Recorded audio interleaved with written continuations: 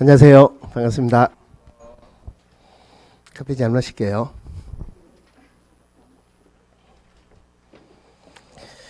자, 저번 시간에 금지 행위 보셨고, 오늘은 228페이지 부동산 거래질서 교란 행위 신고센터입니다.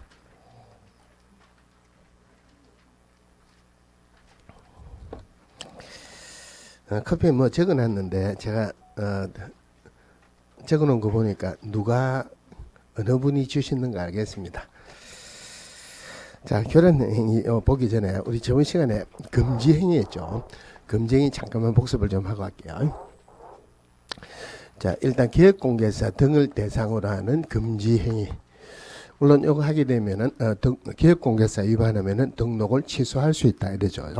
자, 1년에 1천짜리가 있고 3년에 3천짜리가 있다. 1년에 1천짜리가 첫 글자로 하면은 무등록자, 매수 중 이랬죠. 자, 무등록자인 사실을 알면서 그를 통하여 중개를 의뢰받거나 그에게 자기의 명의를 이용하게 하는 행위. 한마디로 무등록자 협력하는 행위다. 그죠? 매매를 업으로 하는 행위. 중개 대상물 매매를 업으로 하는 행위. 일회성 매매는 금지행위가 아니다. 두 번째, 매매를 업으로 하는 행위. 즉, 매매업이 금지행위지 임대업은 금지행위가 아니다. 그 다음에 중개 대상물 매매를 업으로 하는 게 금지행위다. 중개 대상물 아닌 것을 매매를 업으로 하는 것은 금지행위가 아니다. 그 다음에 수수료죠. 초과 수수료 또는 초과 실비. 물론 시험에 나오면은 초과 수수료라고 안 나오고 초과 보수라고 나온다 그러죠. 사례, 정려, 기타 어떤 명목으로도 법정 보수를 초과해서 받는 행위 금지행위인데, 보수에 관한 약정에 의뢰인과 기획공개사 간의 초과 보수에 관한 약정은 절대 무효라 하면 안 되죠. 초과 보수에 관한 약정이 무효라면은 법정 보수가 100만 원인데 300만 원 주기로 했다. 300만 원 주기로 했다는 약속이 무효면은 아무것도 못 받는단 말이죠. 법정 보수는 받을 수 있다. 그래서 초과되는 부분만 무효다. 두 번째, 의뢰인하고 무자격자 간의 보수에 관한 약정은 무조건 무효입니다. 보수 지급을 안 해도 되죠. 그죠? 물론 이 법정 보수는 중개업 할 때만 적용한다. 중개업 아니면은 적용을 안 한다. 그러면은 의뢰인하고 우연히 일에 중개하는 자 간의 보수에 관한 약정은 우연히 일에 중개하는 것은 이거는 중개업이 아니다. 그죠? 아니니까 이거는 법정 보수 적용 안 한다. 초과 보수 받을 수 있다. 그러면은 상가 매매를 중개하는데 법정 보수가 100만 원이다. 권리금이나 비품을 같이 중개했다. 이거는 법정 중개 대상물이 아니니까 우리 법에는 중개업이 아니다. 그래서 이거를 같이 중개해가지고 포괄적으로 초과보수 받는 것은 초과보수로 처벌할 수 없다. 시도조례를 잘못 해석해가지고 초과보수 받았다. 당연히 벌을 준다 그랬어요. 상가 분양 대행하는 것, 이게 어디서 나오냐면은 법인인 기획공개사 겸업할 수 있는 업무, 상가 분양 대행하는 건데 이거는 겸업할 수 있는 업무 6개는 중개업이 아니다. 중개업 아니니까 상가 분양 대행하는 것 절대 법정 보수를 적용하지 않는다.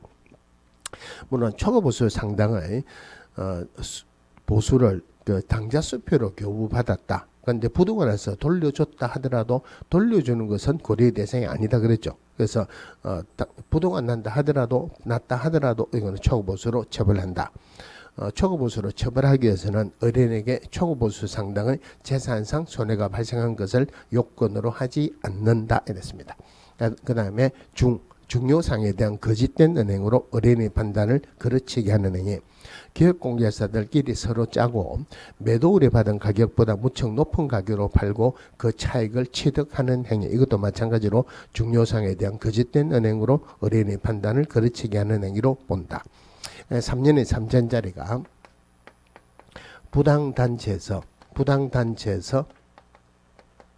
탈세 정서를 직접 하면은 물론 여기에 쌍방대리도 같이 들어가죠.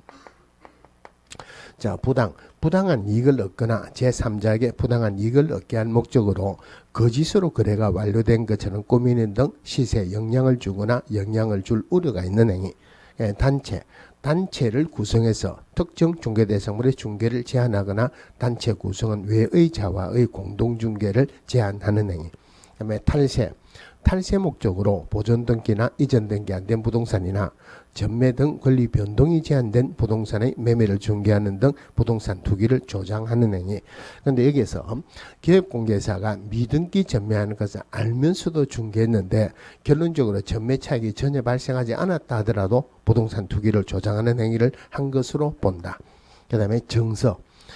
양도나 알선이 금지된 분양이나 임대와 관련된 정서 등의 매매나 교환의 중개나 그 매매를 업으로 하는 행위. 물론 공개서법에서 나오는 판례가 상가 분양 계약서는 오로지 상가 매매 계약서일 뿐이지 금지행에서 규정하고 있는 양도나 알선이 금지된 분양과 관련된 정서라고는 볼 수 없다. 그 다음에 직접 거래죠.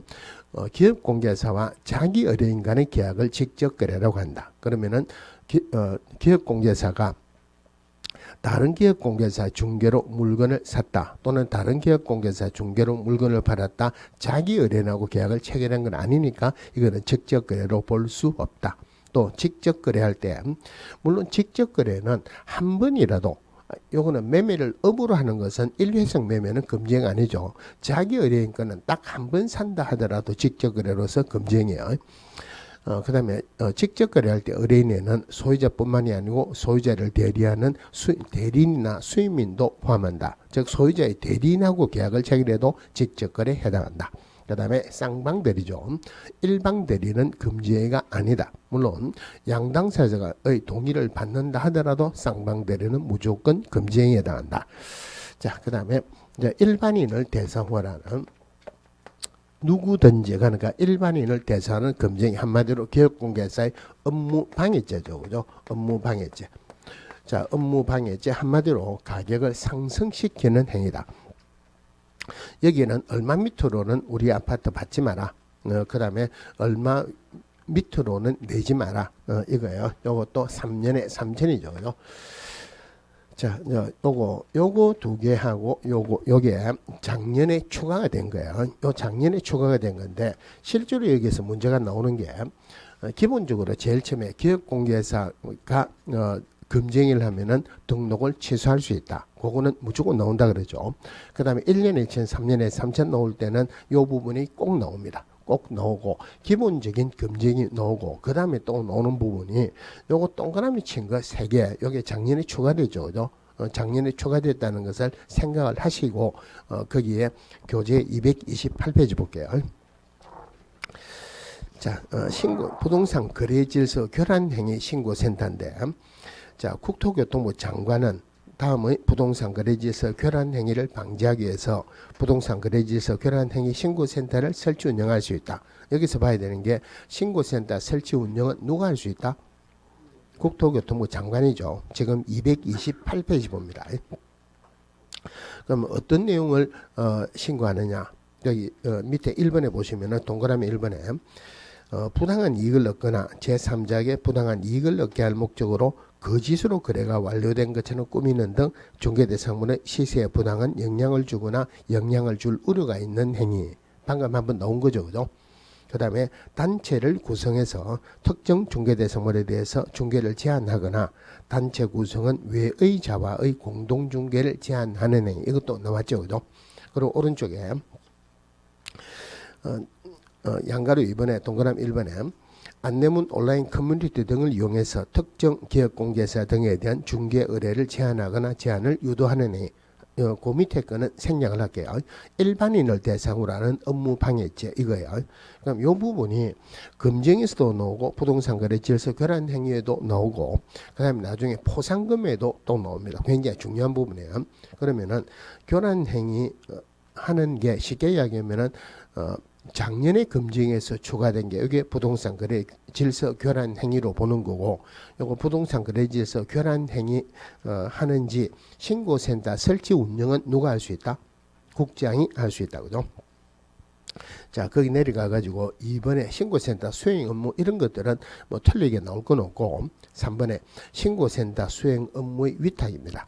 자, 국장은 부동산 거래질서 교란행위 신고센터 업무를 한국감정원법에 따른 한국감정원에 위탁한다 이래 되는데 한국감정원이 이름이 바뀌었어요. 한국부동산원으로 이름이 바뀌었습니다. 물론 이건 뭐 틀리게 놓을 건 없고 감정원이다, 부동산원이다, 뭐 똑같다 이래 보시면 돼요. 지금은 부동산원으로 이름이 바뀌었어요.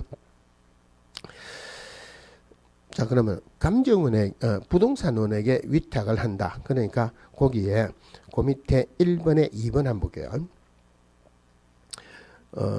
1번에 2번 한국부동산원 제일 끝에 운영규정을 정해서 승인을 받아야 되는데 당연히 누구에게 승인을 받아야 된다? 당연히 국장에게 승인을 받아야 된다. 자, 넘어가서 신고센터의 신고 접수입니다. 신고 접수할 때 인적 사항이다, 뭐 어쩌고저쩌고 이런 것들을 신고인에게 접수를 한다. 틀리게 넣을 건 없고 읽어만 보시면 돼요. 자, 그러면 3번 신고센터의 확인 및 처리 절차.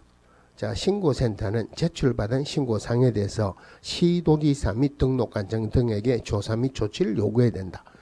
자, 한국감정원, 한국부동산원이 어떤 조사하거나 조치하기가 곤란하다는 말이에요. 그래서 일단 한국부동산원이 신고를 받았죠. 그죠? 신고를 받았다. 자기가 조사 조치할 수가 없으니까 시도지사 및 등록관청에게 조사 조치해라고 요구하여야 한답니다. 그러면은 이제 조사나 조치를 이제 했죠. 그죠? 그러면 이번에 시도지사 및 등록관청은 신속하게 조사 및 조치를 완료하고 완료한 날로부터 10일 이내 그 결과를 신고센터에 통보해야 된다. 요 10일 이거 굉장히 중요한 숫자예요. 자, 원래 공문이 하는 거는 7일, 기업공개서는 10일이죠. 그죠? 그런데 공문이 하는 7일에서 예외가 지금 세 번째 나왔어요. 예방교육 통보하는 것 10일이죠. 그거는 그렇게 중요한 숫자는 아닙니다. 그 다음에 저번 주에 예외가 하나 나왔는데 저번 주에도 마찬가지로 그 부당 광고하는 거 이거 누구에게 위탁을 해갖고 시도지사 및 등록관청에게 조사 조치해야 한다. 그때도 시도지사 등록관청은 10일 이내에 통보한다 그랬죠. 여기도 마찬가지로 10일 이내. 공무원이 하는 것은 7일이지만 그 예외 요거 10일이 훨씬 중요합니다. 자, 시도지사 및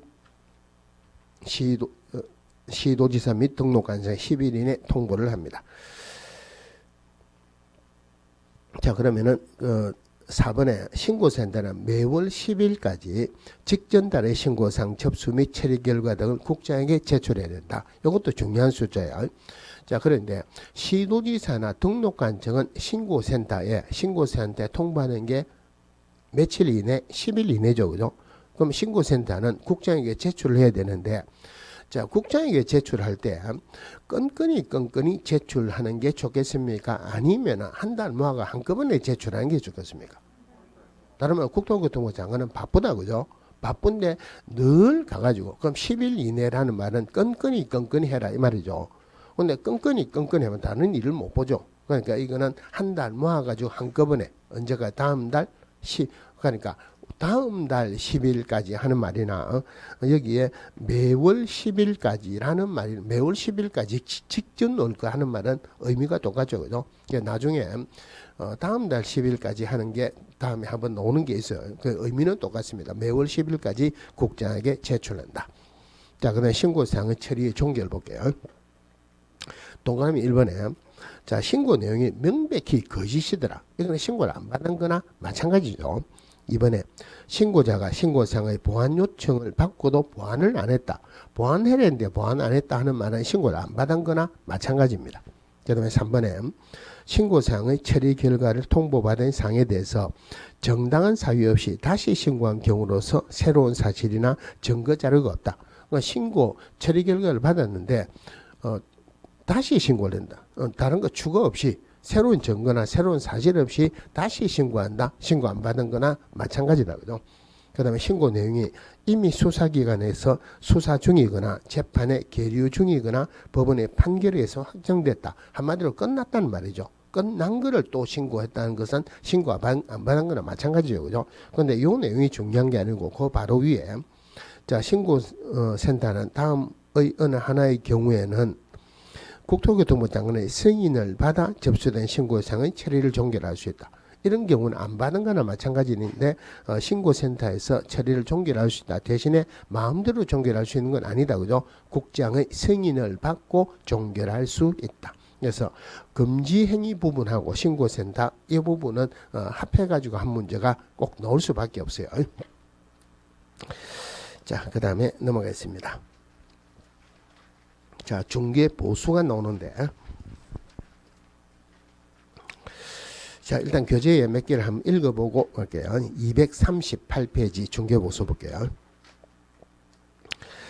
자, 238페이지 박스 안에 제 32조 1번에 기업공개에서는 중개무에 관해서 중개 의뢰인으로부터 소정의 보수를 받는다. 옛날에 수수료했는데 지금은 보수라고 되어 있죠. 그죠?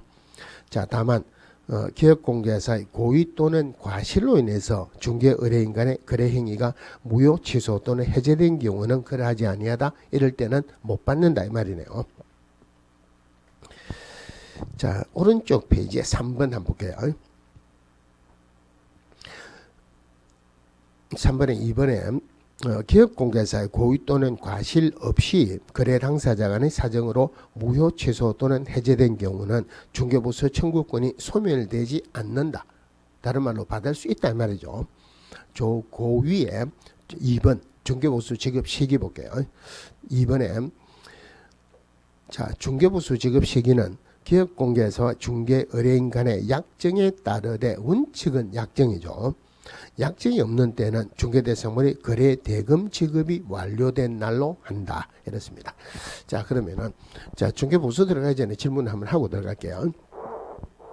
자, A가 갑에게 우리 집 팔아달라 B하고 거래계약을 체결합니다. 그러면은 거래 당사자 간의 계약을 이건 나중에 중개실무에서 할 건데 이거는 거래계약이라 그래요. 거래 당사자의 계약을 거래계약이란다.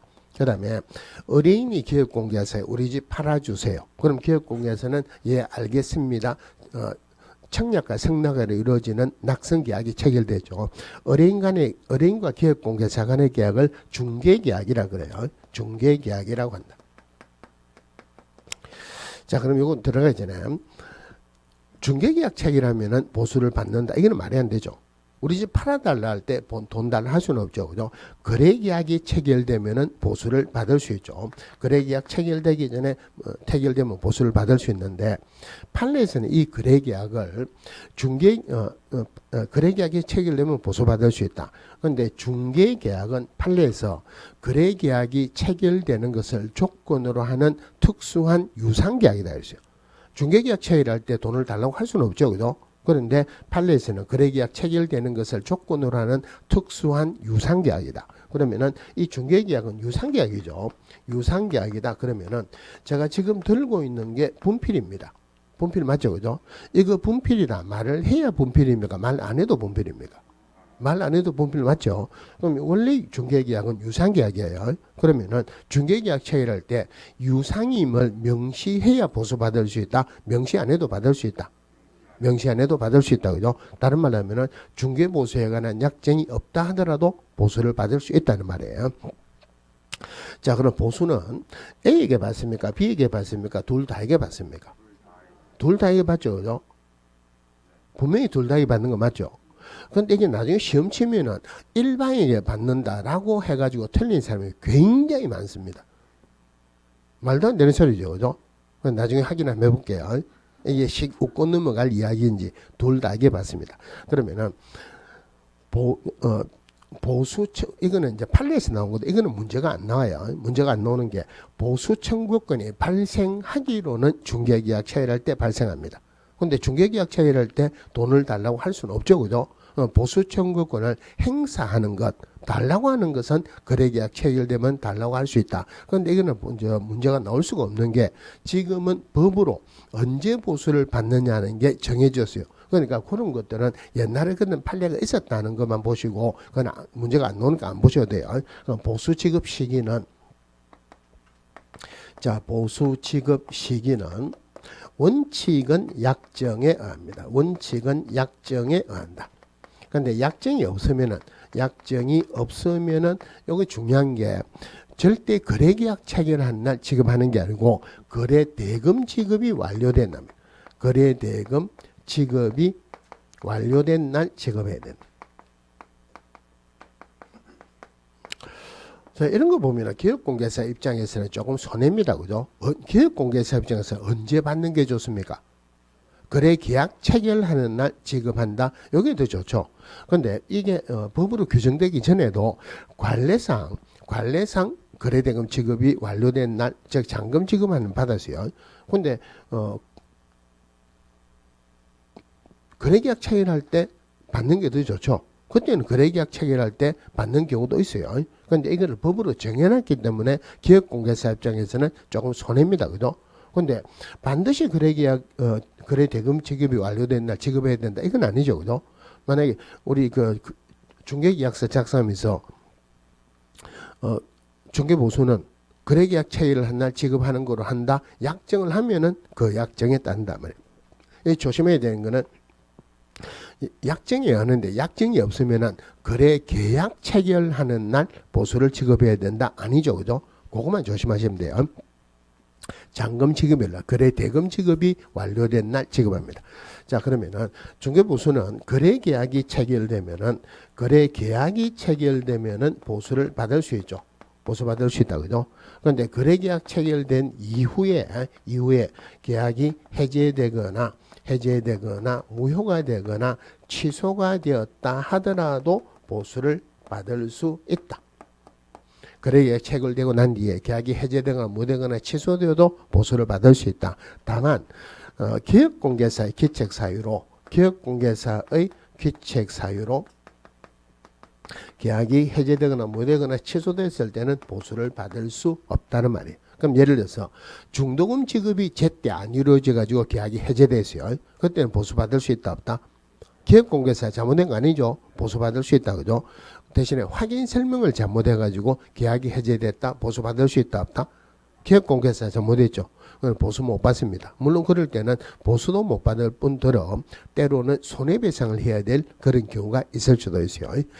자, 그러면은 그 밑에 중개보수 계산할 때 여기 중개보수에서 제일 중요한 핵심 부분인데, 자, 주택의 보수 요율이에요. 주택의 보수 요율은 파란 거에 국토교통부 령으로 정하는 범위 안에서 시도조례로 정한다. 그런데 국토교통부 령이라는 게 그 밑에 있죠. 자, 일방으로 받을 수 있는 한도는 매매나 교환의 경우는 거래금액의 1000분의 9 이내로 하고, 그 다음에 임대차 등의 경우는 거래금액의 1000분의 8 이내로 한다. 자, 그 다음에 한 페이지 넘어가서 주택 외의 중개보수입니다. 이번에 주택 외의 중개대상물의 중개보수는 국토교통부 령으로 정한다. 국토교통부 령은 우리 시험 범위니까 직접 알아야 되죠. 그죠? 그래서 그 부분은 오른쪽에 제일 위에 양가로 2번 오피스텔을 제외한 주택 외의 중개대상물, 요게 요 세 번째 줄 1000분의 9 이내에서 중개의뢰인과 기업공개사가 서로 협의해서 정한다. 1000분의 9 이내에서 협의로 정하는데, 왼쪽 페이지에 오피스텔이죠. 왼쪽 페이지 오피스텔, 그러니까 원칙은 1000분의 9 이내인데 그 오피스텔이 박스 안에 전용 면적이 85제곱미터 이하고 상하수도 시설이 갖추어진 전용 입식 부엌, 전용 수세식 화장실 및 목욕 시설을 모두 갖춘 경우는 그 밑에 제일 밑에 박스, 요거는 매매나 교환은 1000분의 5 이내, 임대차는 1000분의 4 이내로 한다. 요거는 조금 좀 복잡죠. 그죠? 자, 그러면은 요 부분 다시 한번 볼게요. 중개보수할 때 제일 중요한 부분이라고 볼 수 있어요. 그러면 보수율, 한도액, 실비 전부 다 나오는데, 일단 구분을 하는 게, 일단 제일 먼저 구분해야 되는 게 주택이냐 아니냐부터 구분을 합니다. 주택이냐 아니냐부터 구분을 한다. 이거야. 일단 주택이냐 아니냐 이거 구분 안 하고 문제가 나오면은, 안 하고 문제를 풀면은 이거는 무조건 틀립니다. 제일 중요한 게 주택이냐 아니냐부터 구분해야 돼요. 그럼 보수율은 주택은 어디서 정하냐면은 시도조례로 정합니다. 주택은 시도조례로 정한다. 그 다음에 주택 외에는 국토교통부 령으로 정한다. 일단 두 개를 구분해 놓고 시작을 해야 돼요. 자, 주택은 시도조례로 정하고 주택에는 국토교통부 령으로 정한다. 그러면은 자, 이제 문제가 되는 게 주택이 시도조례로 정한다 그랬죠. 그럼 공인중개사 기업공개사의 업무지역은 전국이죠. 그럼 예를 들어서 대구광역시에 중개사무소가 있어요. 서울특별시 거 중개할 수 있다 없다? 할 수 있죠. 그러면은 대구광역시 조례를 따져야 되느냐, 아니면은 중개 대상물이 있는 서울특별시 조례를 따져야 되느냐, 이게 제일 문제가 돼요. 중개사무소 소재지로 보는 게 좋겠습니까? 중개 대상물 소재지로 보는 게 좋겠습니까? 자, 근데 문제는 한번 보세요. 그럼 중개 대상물 소재지로 보면은 기업공개사가 할 때마다 시도조례를 보고 하는 게 아니고 어느 정도 되면 외워야 되죠, 그죠? 그러면은 중개 대상물 소재지, 즉 주택 소재지로 본다면은 기업공개사가 서울, 부산, 대구, 대전, 인천, 광주, 울산, 그다음 뭡니까? 찍고 경상남도, 경상북도 이래가지고 17개 시도조례 다 외워야 되죠, 그죠? 이제 공지에서 자격증을 땄어요. 중개업한다고 등록을 했는데 그 17개 시도조례 다 외울 군번이다 아니다? 아니다. 하나만 외우자. 그러면은 하나만 외우자 하는 말은 중개 대상물, 즉 주택 소재지로 볼까요? 중개 사무소 소재지로 볼까요? 중개 사무소. 자, 여기 중개 사무소 소재지 시도조례입니다. 중개 사무소 소재지 시도조례다. 요게 중개 사무소 소재지 시도조례다 하는 게 중개 보수에서 제일 중요한 부분이에요. 문제에서는 제일 중요한 부분입니다. 자, 근데 하나 더 봐야 되는 게 분사무소가 있을 수 있죠. 분사무소는 분사무소 소재지로 봐야 되느냐, 주사무소 소재지로 봐야 되느냐, 이것도 문제가 되는데, 예를 들어서 대구의 중개사무소에 서울에 주사무소가 있어요. 대구에 분사무소가 있다. 그럼 대구에 있는 분사무소, 대구 분사무소에 있는 예를 들어서 분사무소 책임자는 주사무소가 있는 서울 조례를 잘 알겠습니까? 분사무소가 있는 대구 조례를 잘 알겠습니까? 대구 조례를 잘 알겠죠. 그래서 분사무소는 절대 주사무소가 아니고 분사무소 소재지 시도조례로 한다. 주로 요게 나왔어요. 중개사무소 소재지냐 아니면 중개대상물 소재지냐. 그런데 분사무소, 이게 분사무소 소재지냐 아니면은 주사무소 소재냐, 이게 나온 지가 좀 오래됐습니다. 이제 요즘 제가 이런 말을 안 하는데 그 오래전에 할 때 제가 수업 시간에 사실을 창피를 몇 번이나 당했어요. 계속 여기 문제가 나왔어요. 계속 여기 나와가지고 이제 요거 나올 때 됐다 이래가지고 지금 요거 나올 때가 됐습니다. 요거 조심하십시오 이랬는데 안 나왔어요. 그 다음에는 이거 나올 때 됐습니다. 조심하십시오 해야 되는데 한 해 더 공부하는 사람이 있죠, 그죠? 그러면은 저 사람 작년에도 그러더만 그럴 거니까 저는 수업 시간에 거짓말을 못해요. 작년에 나올 때 됐다 그래 했는데 안 나왔습니다. 올해 나올 가능성이 많다 이래. 근데 그게 또 안 나왔어요. 그 다음에 가고 재작년에 나올 때가 됐다는데 했는데 안 나왔다. 작년에도 나올 때 됐다 했는데 안 나왔다. 그럼 올해는 꼭 나온다 그랬죠, 그죠? 근데 또 안 나왔어요. 그 다음에는 이제 작년에도 그래 했어요. 그래 해가지고 이제는 나올 때가 안 됐나 그랬는데 그 해 나왔습니다. 그해 나오고 나니 지금 몇 년 동안 안 나왔어요. 물론 중요한 거는 중개 사무소 소재지냐 아니면은 주택 소재냐, 이게 제일 중요한 건데 요게 나올 나온 지가 오래됐으니까 언제든지 나올 수 있다. 이제 나올 때 됐다 안 그럽니다. 언제든지 나올 수 있어요. 절대 분사무소는 주사무소 소재지 시도조례라는 거 분사무소 소재지 시도조례입니다. 그러면은 이 시도조례를 정하는 범위를 국토교통부령으로 정해놨어요. 그럼 국토교통부령으로 정한다는 범위가 매매나 교환은 1000분의 9 이내로 합니다. 1000분의 9 이내로, 임대차는 1000분의 8 이내입니다. 임대차는 1000분의 8 이내다. 그럼 한마디로 하면은 자, 주택은 매매나 교환은 1000분의 9 이내, 임대차는 1000분의 8 이내에서 정한 시도조례에 의한다. 이렇죠. 그죠? 자, 그 다음에 주택에는 국토교통부령으로 정한다. 국토교통부령은 우리 시험 범위니까 직접 알아야 되죠. 그럼 이거는 매매든 교환이든 임대차든 상관없이 전부 다 1000분의 9 이내에서 당사자 협의로 합니다. 당사자 협의를 한다. 그러면은 기업공개에서는 1000분의 9 받고 싶다, 그죠? 근데 일반인들은 1000분의 9 주고 싶다, 안 주고 싶다? 그럼 보통의 경우는 천분의 어느 정도로 협의가 되겠습니까? 네, 이런 거는 고민하지 마세요. 그냥 천분의 9 받습니다. 그거 갖고 협의를 하는데 난 천분의 9 받고 싶은데 당신 천분의 얼마 줄래요? 그런 이야기 하지 마세요. 그냥 천분의 9 해하고 받으면 돼요. 그러니까 천분의 9에 대해서 협의로 한다 했지만 현실적으로 천분의 9를 받으니까 한 3, 4년, 4, 5년 전에 수도권의 소형 오피스텔은 주로 누가 사느냐면은 그 지방에 있는 학생들이 서울에 가가지고 그러면 그 학교에서 하는 기숙사 요즘 굉장히 비싸죠, 그죠? 비싸니까 외곽에 소형 오피스텔을 하는데 이거 천분의 9로 하니까 너무 크더란 말이에요. 그래서 소형 오피스텔만 계산을 별도로 합니다. 전용 입식부엌과 전용 화장실이 설치된 85제곱미터 이하의 오피스텔은 요거는 최고가 매매나 교환은 1000분의 5 이내, 1000분의 5 이내, 임대차는 1000분의 4 이내, 1000분의 4 이내에서 당사자 협의로 한다. 물론 여기에서 1000분의 9다, 1000분의 5다 하는 것들은 전부 다가 일방에게 받는 거죠. 그죠? 요 부분을 모르면은, 요 부분 헷갈리면은, 중개 보수에 관한 문제는 풀 수가 없어요. 그러면은, 여기까지는 하면은 별로 문제가 없겠죠. 그죠? 그러면 간단하게 예를 하나 들고 한번 볼게요. 자, 주사무소가 서울특별시 종로구에 있어요. 서울특별시 종로구에 있다. 분사무소가 대구광역시 수성구에 있어요.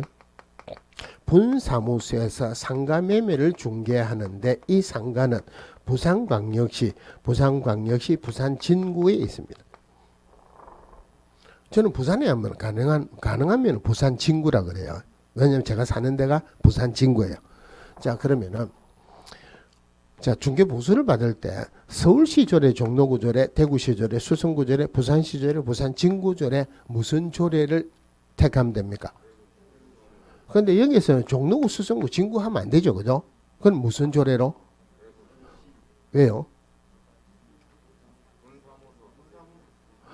대구시 조례다 하는 순간에 여러분들 내년에 이 학원에 또 오셔야 돼요. 주택을 중개보수할 때는 뭐가 제일 중요하겠습니까? 제일 먼저 뭐를 구분한다? 주택이냐 아니냐 구분한다 그랬죠. 주택입니까 아닙니까? 아니죠, 그죠? 조례로 본다 안 본다? 조례 안 봅니다. 이 문제를 내는 방법이에요. 쉽게 얘기하면 요래 해가지고 그 밑에 최고 얼마 받을 수 있느냐? 그 밑에 뭐를 정리하면은 서울시 조례, 대구시 조례, 부산시 조례를 내줍니다. 그러면 조례로 한다? 그럼 당연히 분사무소로 해야지 하면은 계산이 답이 안 나와요. 답이 안 나오면은 내가 계산을 잘못했는가 보다 다시 하겠죠. 그죠? 다시 해도 답이 안 나와요. 그러면 제일 비슷한 숫자를 찍어 가지고 넘어간다. 시간대로 걸리고 답은 답대로 틀리고. 제일 중요한 것은 뭐라고요? 주택이냐 아니냐부터 구분하는 거예요. 주택이냐 아니냐부터 구분한다. 이거 말고는 이거 구분 안 하고 하면은 무조건 틀립니다. 그런데 이래 하면은 계산 문제가 중개사법의 계산 문제는 우리 결혼의 계산 문제는 어렵죠, 그죠? 중개사법은 계산 문제는 정상적으로 풀면은 금방 풀립니다. 그런데 이거 안 하고 들어가면은 시간이 많이 걸려요. 자, 그러면은 자, 우리 교재에서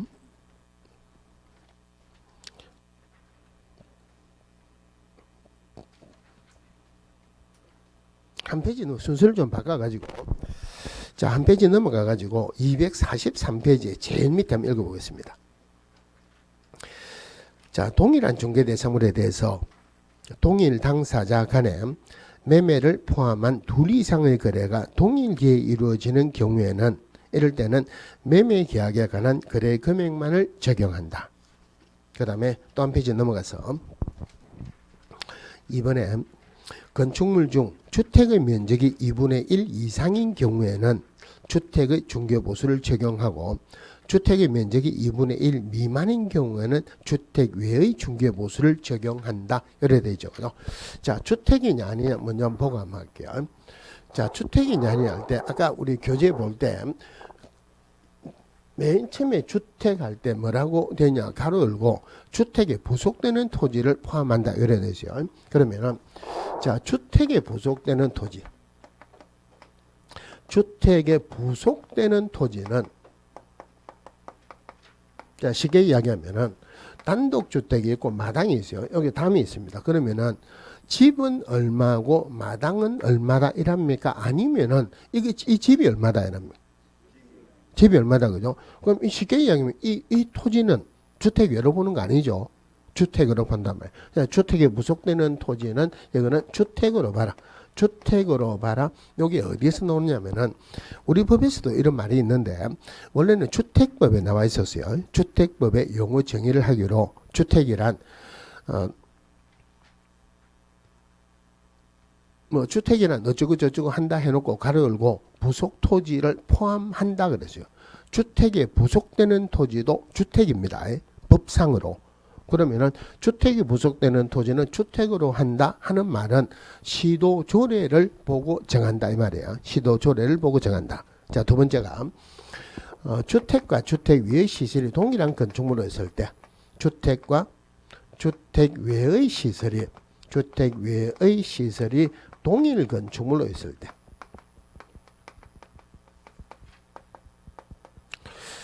자, 2층짜리 건물인데 1층은 상가고 2층은 주택입니다. 그러면 상가 임대차할 때는 주택 열어보면 되죠. 주택 임대차할 때는 주택 열어보면 되죠. 그죠? 그런데 이 물건을 팔 때 전체로 팝니다. 그럼 전체로 팔 때 상가는 얼마고 주택은 얼마다 이랍니까? 이 건물 전체 얼마다 이럽니까? 건물 전체 얼마다. 그러면은 전체 얼마다 할 때 상가는 얼마고 주택은 얼마다 이리 안 하죠. 그러니까 이거는 주택하고 주택 외를 구분하는 게 아니고 전체를 주택으로 보느냐 주택 외로 보느냐. 한마디로 면적이 큰 거로 봅니다. 주택이 크면은 주택으로 보고 주택 외가 크면은 주택 외로 본다. 문제가 되는 것은 똑같으면은 뭐로 보느냐. 똑같으면은 뭐로 보느냐. 그러면은 자, 그럼 똑같으면은 기업공개사 입장에서 주택으로 보면은 시도조례로 정한다 그랬죠. 그죠? 주택으로 보면 시도조례로 정한다. 그러면은 시도조례가 주로 세 단계로 나눠져 있어요. 금액에 따라서 뭐 1000분의 4, 1000분의 5, 1000분의 6 주로 그 안에 들어가 있습니다. 그럼 주택으로 보면은 얼마 받을 수 있다? 1000분의 9 받을 수 있겠죠. 그죠? 그럼 기업공개사 입장에서는 주택으로 보는 게 좋겠습니까? 주택외로 보는 게 좋겠습니까? 주택외로 보면 좋겠죠. 그죠? 그러면은 정부에서는 기업공개사보다 숫자가 훨씬 많은 의뢰인 편을 들어가지고 작게 주라 하겠습니까? 많이 주라 하겠습니까? 정부에서는 숫자가 작은 기업공개사 편을 들겠습니까? 기업공개사보다 숫자가 훨씬 많은 의뢰인 편을 들겠습니까? 의뢰인들 입장에서는 많이 주고 싶다, 작게 주고 싶다? 작게 주고 싶다? 작게 주라는 말. 작게 주라는 말은 주택으로 본다, 주택 외로 본다? 주택으로 본다. 그래서 이럴 때는 큰 거로 보는데 똑같으면은 뭐로 봐라고요? 주택으로 봐라. 그래서 주택이 2분의 1 이상이면은 주택으로 본다.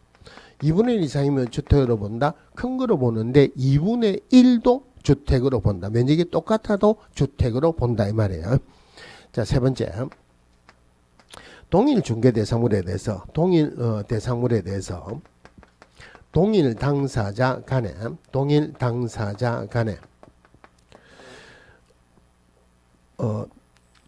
매매는 꼭 들어가야 돼요. 매매를 포함한 두 개 이상의 거래가 동일 기회에 이루어졌을 때, 자, 이게 무슨 말이냐면은, 자, 요 집이 있습니다. 상가라도 좋아요. 갑이 을에게 집을 팝니다. 갑이 소유자죠. 그죠? 매매 계약을 체결했어요. 매매 계약을 체결한과 동시에 이 집에 대해서 갑하고 을하고 임대차 계약을 체결했습니다. 그러면은 갑은 원래는 소유자였죠. 그런데 이 집에 대해서 을하고 갑하고 매매한과 동시에 임대차 계약을 체결했다. 그러면은 갑은 소유자 입장에서 임차인의 입장으로 바뀌었죠. 그럼 현실적으로 갑은 조금 상태가 좋은 상태입니까? 별로 안 좋은 상태입니까? 상황이 별로 안 좋죠. 그죠? 상황이 별로 안 좋으니까 거래는 2개 일어났지만 보수는 하나만 주라는 거예요. 물론 을에게도 마찬가지예요. 그러니까 동일 중개대상물에 대해서 동일 당사자 간에 매매를 포함한 둘 이상의 거래가 이루어졌을 때 이럴 때는 매매에 관한 보수만 적용합니다. 매매에 관한 보수만 적용한다. 자, 이 부분에 지문은 자주 나왔어요. 지문은 자주 나왔는데 주로 맞는 지문으로 나왔습니다. 틀리게 2번 나왔는데 문제는 쉽게 나왔어요. 동일 부동산에 대해서 동일 중개대상물이다, 동일 부동산이다 이럽시다. 법에 있는 그대로 동일 부동산에 대해서 동일 당사자 간에 매매와 임대차가 동일 기일에 이루어졌을 때 임대차에 관한 보수만 적용한다. 말도 안 되죠. 그죠? 매매하고 임대차 2개 다 받는다. 이것도 말도 안 되죠. 이렇게 틀리게 2번 나왔어요. 그런데 조심해야 되는 게 있어요. 자, 다시 확인해 볼게요. 확인한다고 하면 안 봅니다. 비키세요. 그러지 마세요. 자, 맞는 거 보세요. 동일 부동산에 대해서 동일 당사자 간에 매매를 포함한 2 이상의 거래가 이루어졌을 때 매매에 관한 보수만 적용한다. 맞죠? 자, 다시요. 동일 부동산에 대해서 동일 당사자 간에 매매를 포함한 2 이상의 거래가 이루어졌을 때 매매에 관한 보수만 적용한다. 뭔가 좀 허전하죠? 여기 한 10년 정도는 됐어요. 언제 이야기가 됐냐면은 울산에서 수업을 하는데 제가 그 학원에서는 공주에서 말고 다른 걸 수업을 했어요. 근데 수강생 한 명이 젊은 총각인데 모의고사 시험을 치고 요 지문이 나왔어요. 방금 제가 한 그대로. 그래 뭐 이걸 갖고 오더만은 교수님 이게 어디가 틀렸습니까? 이래요. 그때는 그 학원에 제가 중개사법 강의를 안 했다고 그랬죠. 딱 보니까 중개사법 문제예요. 중개사법 문제는 누구한테 물어봐야 됩니까? 그 학원에 중개사법 교수님한테 물어봐야 되죠. 근데 중개사법 교수님한테 물어봐라는 게, 교수님 다른 데서 중개사법 강의 하잖아요. 좀 가르쳐 주세요. 이게 왜 틀리냐고 읽어봐요. 방금 한 그대로. 그래서 모의고사 문제가 나오면은 처음부터 해설지를 보시지 말고 그 부분에 해당하는 책을 봐야 돼요. 그러니까 책을 보면은 그대로 나와 있다 봐라. 그러니까 책을 아무리 봤는데 이거 똑같아요. 똑같은데 이거는 답이 틀렸대요. 그러면 해설지를 봐라고. 해설지하고 책하고 똑같더라. 쉽게 자기가 볼 때는 문제 지문하고 책하고 해설지가 똑같은데 왜 틀렸는지. 그때 지문에 뭐라고 나왔냐면은 동일 부동산에 대해서 동일 당사자 간에 매매를 포함한 2 이상의 거래가 이루어졌을 때 매매에 관한 보수만 적용한다. 뭐가 빠졌습니까? 동일기에 이거 빠졌죠. 이거 빠졌죠. 그죠? 무슨 말이냐면은 갑하고 을하고 매매 계약을 체결했어요. 이 집에 대해서. 그러면 2년 있다가 갑하고 을하고 이 집에 대해서 임대차 계약을 체결했다. 그럼 이럴 때 임대차에 관한 보수 받겠습니까? 안 받겠습니까? 당연히 받겠죠. 그죠? 그러니까 이걸 언제 일어났을 때 동일기에 일어났을 때. 그래서 동일 놓으면은 제일 중요한 것은 매매에 관한 보수만 적용한다. 이게 제일 중요한데 요거 놓으면은 동일이 몇 번 나와야 돼요? 3번 나와야 된다. 동일 3번 나와야 된다. 이거 꼭 확인하셔야 돼요. 이론 지문으로서 이렇게 틀리게 안 나왔는데 이론 지문으로서 동일을 하나 빼가지고 넣으면 문제가 어렵습니다. 동일 넣을 때는 동일 3번 나와야 된다. 확인을 하시고. 자, 그러면 이제 중개보수 계산 문제가 꼭 나와요. 계산 문제 나올 때. 자, 중개보수 계산할 때 241페이지에 241페이지 한번 볼게요. 자, 3번 거래금액의 산정입니다. 매매일 때는 매매대금으로, 교환일 때는 교환대상 중개대상물 중 거래금액이 큰 중개대상물의 가액입니다. 전세일 때는 전세금이죠. 그 다음에 제일 중요한 것 임대차예요. 자, 보증금 외에 차임이 있는 경우에는 월 단위 차임액의 100을 곱한 금액을 보증금에 합산한 금액을 거래금액으로 한다. 다만 이렇게 합산한 금액이 5천만 원 미만인 경우에는 월 단위 차임액의 70을 곱한 금액과 보증금을 합산한 금액을 거래금액으로 한다. 이거 중요합니다. 하나 더 있어요. 한 페이지 넘어가시면은 분양권입니다. 자, 분양권 매매일 때 일부 중도금만 납부된 분양권의 매매를 중개하는 경우 계약금, 기납부한 중도금, 프리미엄을 합산한 금액을 거래금으로 한다. 이래 되죠. 그죠? 근데 이거 사실은 이거는 좀 잘못된 말이에요. 하면서 설명을 드리겠습니다. 자, 그러면은 중개 보수 계산 문제는 꼭 나온다 봐야 돼요. 그러면은 중개 보수는 거래 금액에다가 보수율을 곱하면 돼요. 그런데 문제에서는 보수율은 별로 안 중요합니다. 왜 안 중요하냐면은 어차피 중개대상물이 주택 아니면은 주택 외조. 주택은 시도조례로 정한다. 시도조례는 우리 시험 범위가 아니죠, 그죠? 그럼 문제에서 주어질 수밖에 없어요. 그럼 주택 외라 그러면은 최고 받을 수 있는 금액은 얼마냐? 그럼 매매든 교환이든 임대차든 1000분의 9죠, 그죠? 1000분의 9. 대신에 소형 오피스텔이라면은 매매나 교환은 최고 1000분의 5, 임대차는 1000분의 4. 그러니까 보수율 자체는 여기서 문제가 되는 게 아니고 거래 금액이 문제가 되는데, 거래 금액은 당연히 매매일 때는 매매 가격으로 하면 됩니다. 매매일 때는 매매 가격으로, 전세일 때는 전세금으로,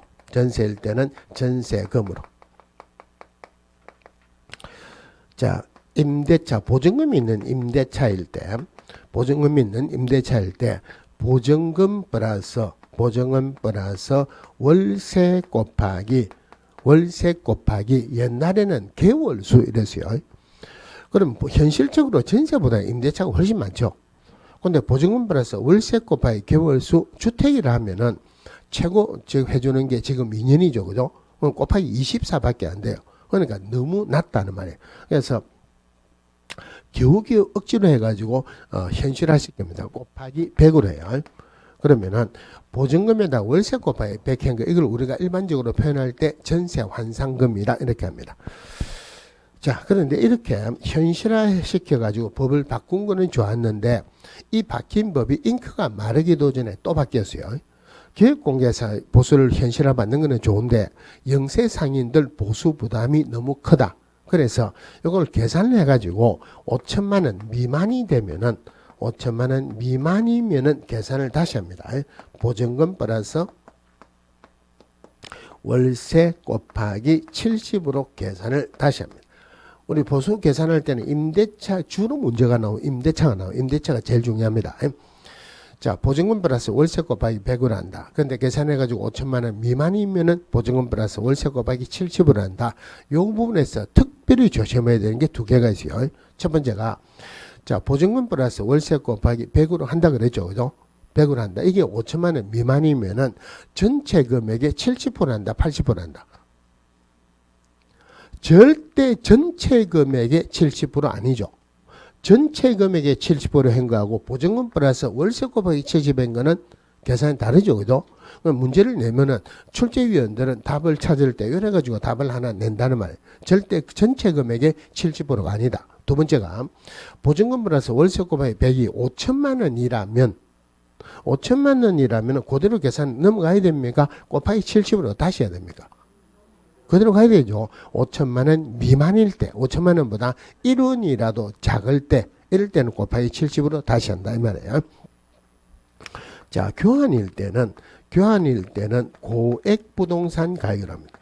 고액 부동산 가액으로 한다.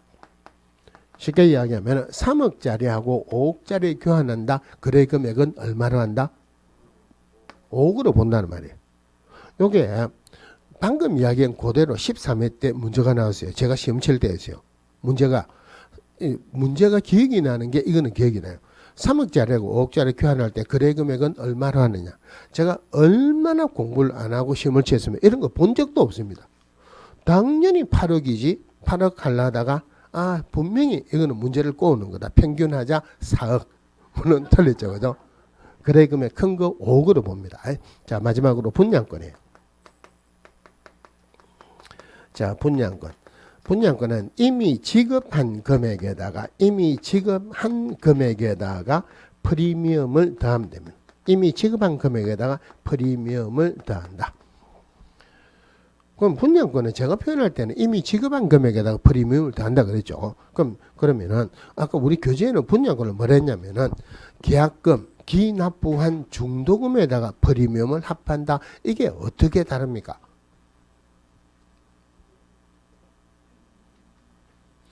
그러니까 이 부분이 국토교통부에 들어가면은 중개보수 계산할 때 제일 질문이 많이 나온 거예요.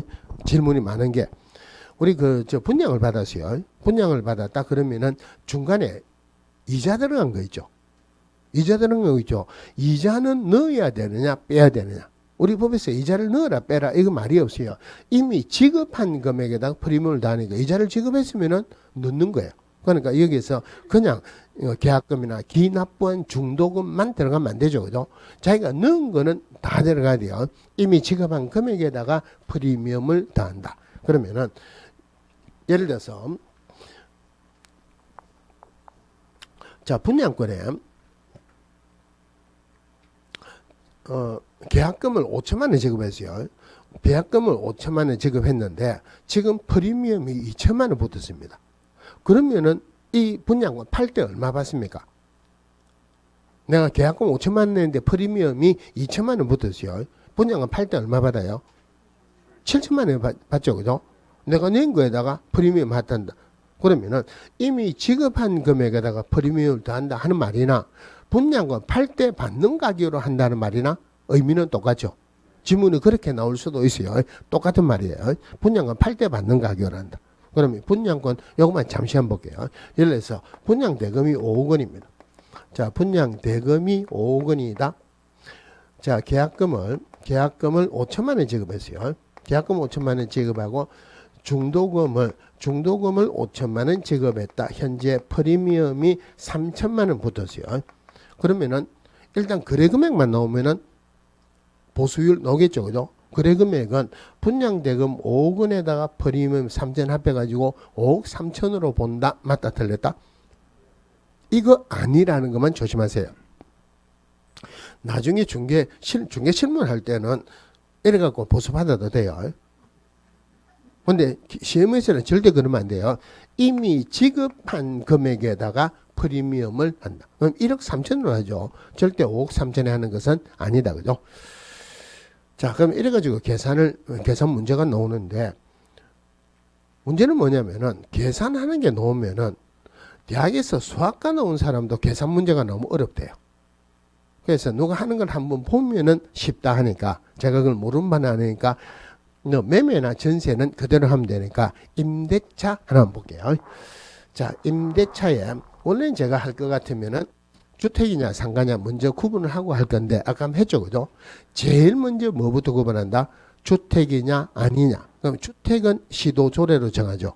주택외는 국토교통부령으로 정한다. 그러면 주택외라 그러면은 밑에 시도조례가 나오면 절대 보면 안 되죠. 주택외라 그러면은 절대 시도조례를 보면 안 된다. 그죠? 자, 그러면은 자, 기업공개사가 주택으로 봅시다. 주택 임대차를 중개하는데 주택 임대차를 중개할 때 기업공개사가 받을 수 있는 보수 총액은 얼마냐? 자, 보증금 2천만 원이요. 월 단위 차임액 월세가 20만 원입니다. 계약 기간이 2년입니다. 자, 이 거래 금액에 해당하는 보수율, 그러니까 이 보수율은 보수율이 얼마다? 시도조례로 정하는 보수율을 그대로 주어질 수도 있고 1000분의 5라고 주어졌다고 가정합시다. 안 그러면은 원래 있는 시도조례로 얼마에서 얼마까지는 1000분의 얼마, 얼마에서 얼마까지는 1000분의 얼마 이렇게 주어질 수가 있어요. 그럼 거래 금액에 해당하는 보수율을 찾으면 되죠. 그죠?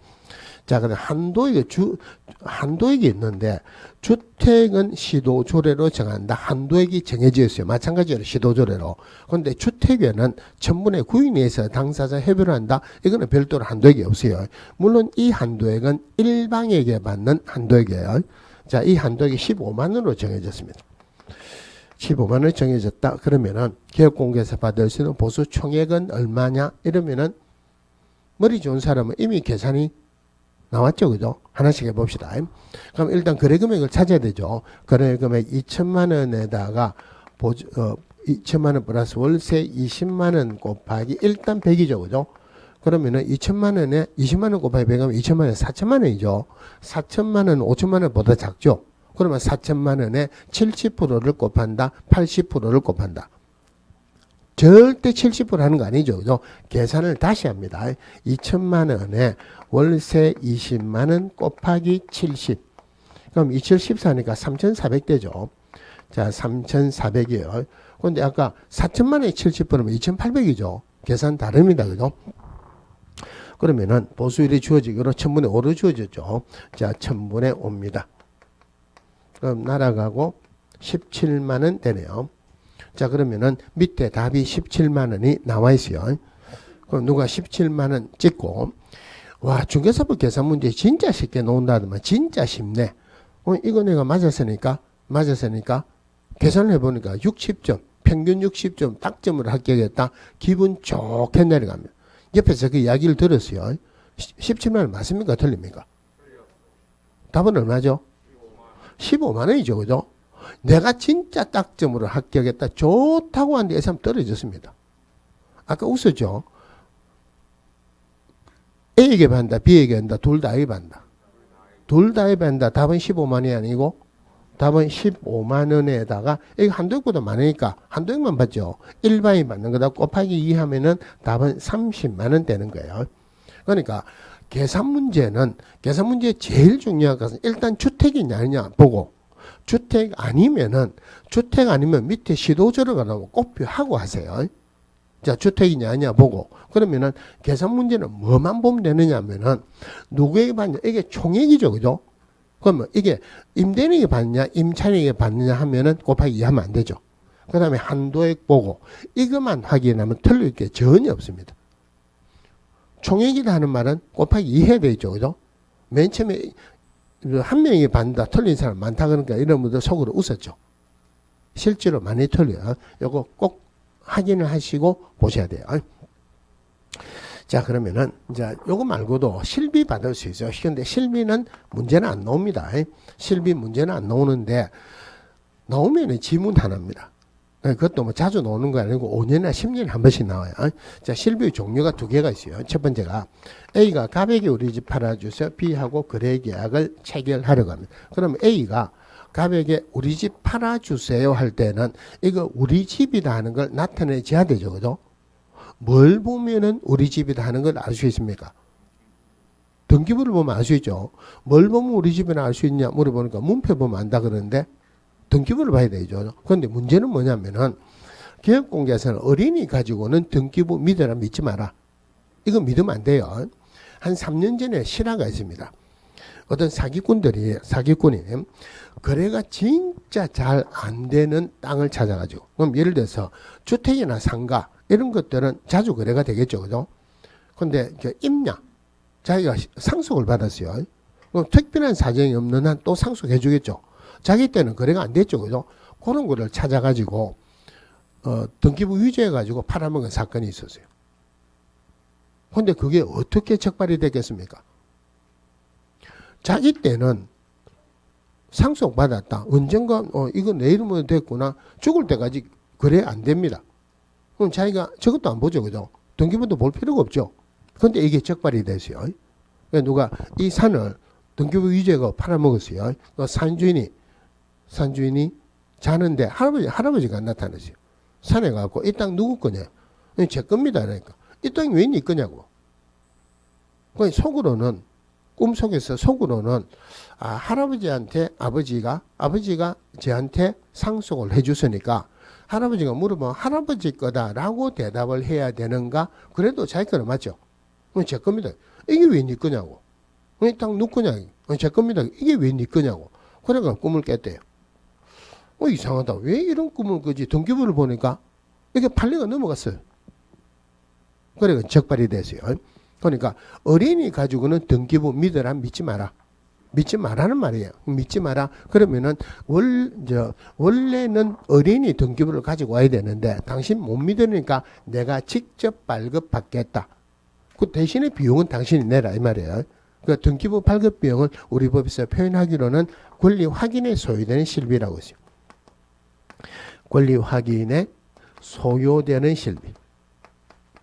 이거는 당연히 권리를 이전하는 의뢰인에게 받을 수 있겠죠. 이전하는 의뢰인에게 받을 수 있고, 그 다음에 우리 저번 시간에 계약금 등에 반한 채무 이행의 보장 예치하는 거죠.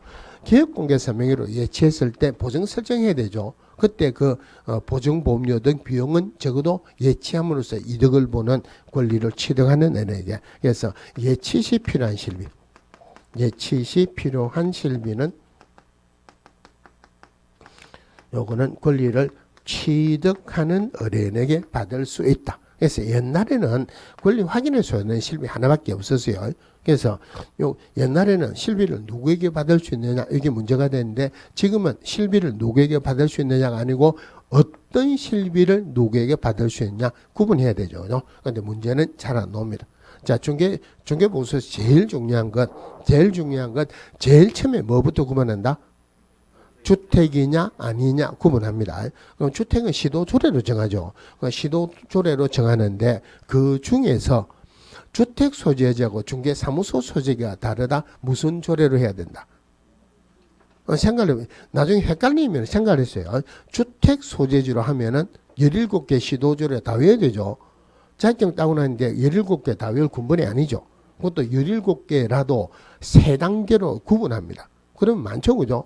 하나만 외우자. 무슨 소재지? 중개사무소 소재지 시도조례.